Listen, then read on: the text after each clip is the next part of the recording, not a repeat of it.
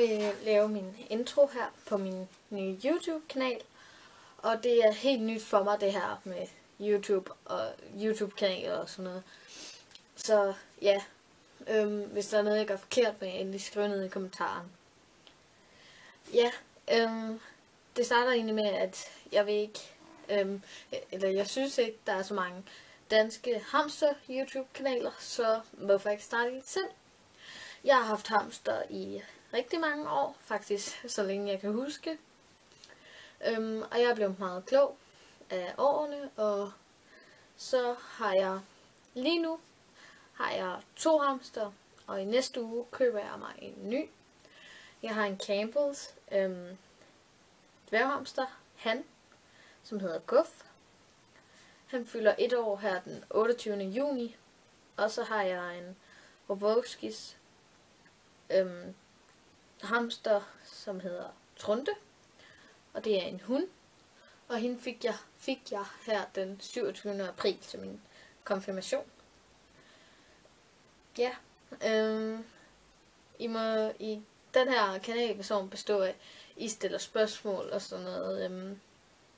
Og at jeg så svarer på mine videoerne, eller at jeg sådan, ja, det bliver primært at bestå af, at jeg snakker om hamster.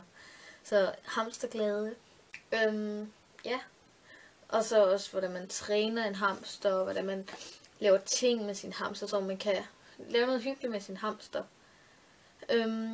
Det kommer mest til at bestå af dværghamster, da jeg kun har haft dværghamster, så det er det, jeg ved mest om. Så ja, jeg ved selvfølgelig også meget om guldhamster, men det er mest dværghamster, jeg kan forstå personligt af.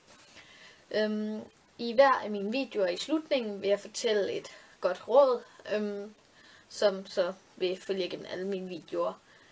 Det kan blive sådan noget, det kan faktisk blive sådan noget lidt forskelligt, og så vil jeg også lægge videoer ind af ting, man kan lave til sin hamster, sådan noget billigt, noget som paprør og sådan noget. Ja. Så den her kanal bliver for hamsterglade, eller dem, der gerne vil have hamster, eller dem, der bare gerne vil vide en masse om en hel masse dyr, så kan det her i hvert fald være en mulighed.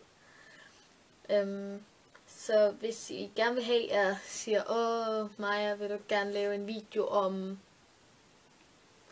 om hamster, så skriv det ned i kommentaren, så vil jeg rigtig gerne lave en video om det, du ønsker.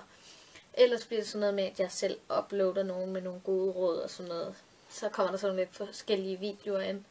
Og hvis jeg så siger noget i de her videoer, så, som I ikke synes passer, så skriv endelig ned i kommentaren, så vil jeg forklare det i min næste video, hvad jeg mente med det og sådan noget, hvis der er noget, I ikke helt forstod.